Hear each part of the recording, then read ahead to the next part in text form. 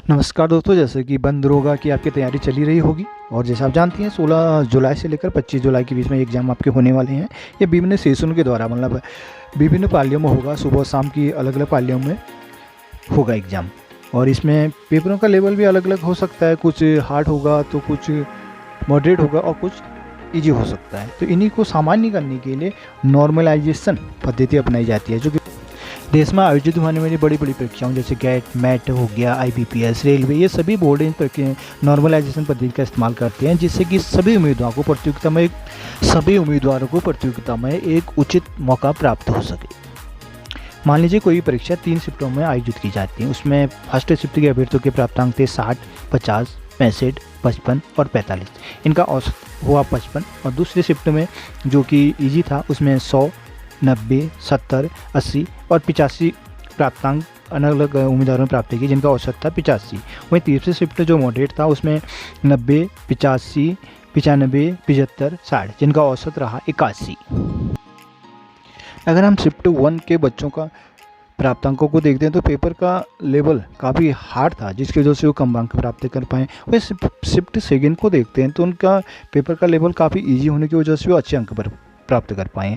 Paper के level का easy या हार्ड होने की वजह से प्राप्तांकों में काफ़ी अंतर है। इसी अंतर को पूरा करने के लिए आयोग एक नॉर्मलाइजेशन सामान्यीकरण की प्रक्रिया अपनाता है, जिसको नॉर्मलाइजेशन कहा जाता है। तो नॉर्मलाइजेशन के बारे में आयोग एक फार्मूला बताता है, जो है MIJ = MJT - MJQ upon MIT - MJQ bracket MIJ - MJQ plus MJQ। इसको फार्मूला काफ़ी क्रिटिकल है, सामान्य समझ में नहीं आ पाता। इसको अगर शॉर्ट में देखा y - x upon u - v bracket शुरू a -v bracket close plus x। इसमें जो वर्ड यूज हुए हैं x का मतलब है सभी शिफ्टों में विचार करते हुए परीक्षा में जितने उम्मीदवार बैठे थे उनके माध्य और मानक विचलन अंकों का योग। वहीं y का मतलब है सभी उम्मीदवार जितने भी परीक्षा में बैठे थे उनमें से शीर्ष के जो टॉप लेवल के अभ्यर्थी थे उनमें से 0.1% अभ्यर्थियों के औसत अंक। और u का मतलब है कि जो आपकी पारी है, आपकी पारी में पारी के माध्य और मानक विचलन अंकों का योग। वहीं v का मतलब है आपकी शिफ्ट के जो शीर्ष के टॉप 1% अभ्यर्थी थे उनका औसत अंक। प्रश्न पत्रों स्तर के कारण अलग अलग शिफ्टों में उम्मीदवारों के अंकों में भी भिन्नता देखने को मिल रही है। मान लीजिए किसी परीक्षा में पहले दिन का पेपर कठिन था। अनुमान लगा लिया गया कि इस पेपर में यदि कोई 70 अंक भी प्राप्त करता है तो उसे 100 नंबर मान लिया जाएगा, जबकि दूसरे दिन पेपर बहुत सरल था तो इसका उल्टा कर दिया जाएगा, अर्थात 100 अंक लाने वाले को 70 का मान लिया गया। इसे एक उदाहरण के थ्रू समझते हैं। स्क्रीन पर आपको एक परीक्षा के शिफ्टों उनके अभ्यर्थियों के प्राप्तांक दिखाई दे रहे हैं।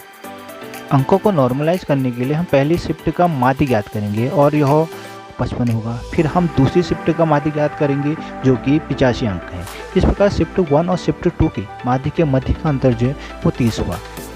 अगर हम पहली शिफ्ट के उम्मीदवारों के अंकों में 30 अंक जोड़ देते हैं तो नॉर्मलाइज अंक होंगे 60 + 30 = 90, 50 और 30 = 80 होंगे, जो कि शिफ्ट 2 के अंकों के बराबर है। इस प्रकार शिफ्ट 2 और शिफ्ट 3 माध्य का अंतर 5 है। शिफ्ट 3 के उम्मीदवारों के अंकों में 5 अंक जुड़ जाएंगे, नॉर्मलाइजेशन का अंक प्राप्त हो जाएगा। नॉर्मलाइजेशन से हमेशा फ़ायदा ही नहीं होता, कभी कभी नुकसान भी होता है। ये सॉफ्टवेयर के एल्गोरिदम पर डिपेंड करता है। वो आपके अटैम्प्ट और एक्यूरेसी दोनों को देखता है। अगर आपके अटैम्प्ट क्वेश्चन और एक्यूरेसी मान लीजिए कि आपने 100 में से 60 क्वेश्चन सही किए और वहीं आपने उसमें से 30 क्वेश्चन गलत कर दिए तो ऐसी स्थिति में आपके मार्क्स घट जाएंगे। तो नॉर्मलाइजेशन के लिए ज़रूरी है कि ज़्यादा से ज़्यादा क्वेश्चन करने की अपेक्षा आप ज़्यादा से ज़्यादा सही करें। गलत करने पर आपकी एक्यूरेसी कम होगी, जिससे आपके मार्क्स भी कम हो जाएंगे। इसलिए एक्यूरेसी का विशेष ध्यान रखें। Best of luck and thanks for